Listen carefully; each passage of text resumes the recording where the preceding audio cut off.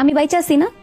আমি তোমার বিয়া করা বউ, তোমার আপদে বিপদে ভালো সময় খারাপ সময় আমি তো তোমার পাশে থাকবো, তাই না? আচ্ছা শুনো, আমি কিছু টাকা জমাইছিলাম, এই জায়গা 1,00,000 টাকা আছে। কি ব্যাপার? হ্যাঁ, বেডি মাসের মতো জিমাইতেছো কিসের জন্য? বেডা মানুষ যদি এইভাবে জিমায়, মানুষ খারাপ করবো না? উঠো না কেন, উঠে দিকে আসো। দেখছো কি বলবো বলো? কি হয়েছে? এরকম জিমাইতেছিল কিসের জন্য? আর বেড়া মানুষ হয়ে এত কান্নাকাটি কিসের? কেন জিমাই দিছি তুমি জানো না? আমার সবকিছু শেষ হয়ে গেছে, আমার চাকরি বাকরি কিচ্ছু নাই। কালকে থেকে যে আমি এই সংসারটা কেমনে চালাবো আমি বুঝতেছি না। আমি সবার কাছে টাকা চাইছি, আব্বা, বোনের জামাই, আম্মা, বন্ধু বান্ধব, কেউ আমার কোনো টাকা পয়সা দেয় নাই। আমি যে কি করবো, কেমনে চলবো আমি কিছুই বুঝতেছি না। খরচ করার সময় মনে আসছিল না? একদম হাত ভর্তি খরচ করতে ইচ্ছা করে, মন ভরে বাজার করতে ইচ্ছা করে, বন্ধু বান্ধবের সাথে ঘুরতে ইচ্ছা করে। তখন মনে আসছিল না যে টাকা পয়সাগুলো যদি শেষ হয়ে যায় আমি কেমনে চলবো? আমার যদি এই চাকরিটা না থাকে তখন আমি কেমনে চলবো? যদি আমি বিদেশে যাইতে না পারি তখন আমি কেমনে চলবো? এখন যখন সব হারায় ফেলছো, নিঃস্ব হয়ে গেছো, এখন তোমার এগুলো মনে হইতেছে যে সবকিছু হারায় ফেলছো, তোমার আশেপাশে কেউ নাই, এগুলো এখন মনে হইতেছে? খরচ করার সময় এগুলো মনে থাকে না? আমি যা করছি আসলেই ভুল করছি, অনেক বেশি বেশি করে ফেলছি। এখন এটা চিন্তা করে কি হবে বলো? আমি যে গঞ্জে গিয়ে একটা দোকান দিয়ে ব্যবসা করুক, আমি যে কিছু একটা করুক, সেই পুঁজিটা পর্যন্ত আমার কাছে নাই। আমি সব শেষ করে ফেলছি। আমার এই বিপদে কেউ যে আমার সাহায্য করব, আমার পাশে এসে দাঁড়াইবো, এমন একটা লোক নাই। নাই মানে? আমি কি মরে গেছি? আমি বাইচা আছি না? আমি তোমার বিয়া করা বউ, তোমার আপদে বিপদে ভালো সময় খারাপ সময় আমি তো তোমার পাশে থাকবো, তাই না?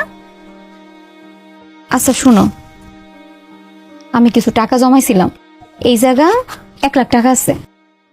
আর এই জায়গা আমার শখের কিছু গহনা আছে, ব্যাংকে আরো 4,00,000 টাকা আছে। এগুলা দিয়া তুমি আপাতত একটা ব্যবসা শুরু করো। কি বলো তুমি? তোমার বিয়ার গহনা তুমি দিয়ে দিবা? আমি এগুলো নিতে পারবো না। এই, একদম পাকনামি করো না তো। বহুত মাতবাড়ি করছো, মাতবাড়ি করেই না আজকে এই পরিস্থিতি দেখতে হইতাছে। আমার কথা মতো শুনলে না আজকে এই দিনটা দেখতে হইতো না। 1,00,000 টাকা, আবার বলো ব্যাংকেও টাকা আছে। তুমি এত টাকা কই পাইলা? জমাইছি। এই যে তুমি আমার এই কিপটা কিপটা করো না, এই হয়েছে কিপটার নমুনা। তুমি আমার বিদেশ থাকা অবস্থায় যে টাকা পয়সা পাঠাইতা, আমি একটু একটু একটু কইরা জমায়া জমায় ব্যাংকে রাখতে রাখতে এতগুলা টাকা জমাইছি। আর এই যে কিপটামিগুলা, এটা না আমি ইচ্ছা করে করি না। আমারও তো ইচ্ছা হয় যে শ্বশুর শাশুড়ি নিয়ে সুন্দর মতো সংসার করি, এইটা ওইটা বাজার করি, মিল্লামিশা থাকি, সবকিছু বেশি বেশি খরচ করি, ইচ্ছা করে করি না। এটার পিছনে একটা ঘটনা আছে। আমার আব্বা তো বিদেশে থাকতো, সে যখন বাংলাদেশে আসতো সবার জন্য জিনিসপত্র নিয়ে আসতো, কেনাকাটা থেকে শুরু করে বাজার সদাই সব সে করতো। কিন্তু আব্বার যখন বয়স হয়ে গেল, বিছনায় পড়ে গেল, ওনার পাশে দেখার মতন একটা মানুষও ছিল না।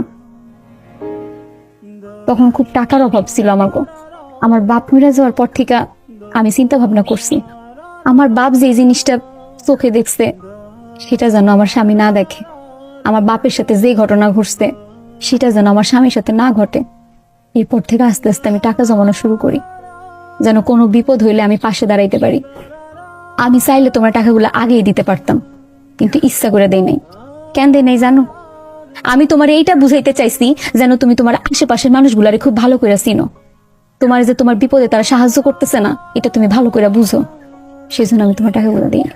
তুমি আমার বিপদে এত বড় উপকার করলা, আরে আমি তোমারে কত খারাপ কথা বলছি, তোমারে কিপটা বলছি, খারাপ মহিলা বলছি, তোমার সাথে কি দুর্ব্যবহার করছি। আমারে তুমি মাফ করে দিও। আমি যাহা করছি অন্যায় করছি, আমি ভুল করছি। তুমিই ঠিক ছিলা, আসলে আমি ভুল ছিলাম। এত বেশি খরচ করার কোনো মানে হয় না, যতটুকু প্রয়োজন ততটুকুই খরচ করা দরকার। সারা জীবন তোমার পাশে এরকম হয়েই থাকবে। তুমি আমার বিপদে যা করলা, সত্যি আমি অনেক ভাগ্যবান। তোমার মতো একটা টিপটা বউ পাইছি।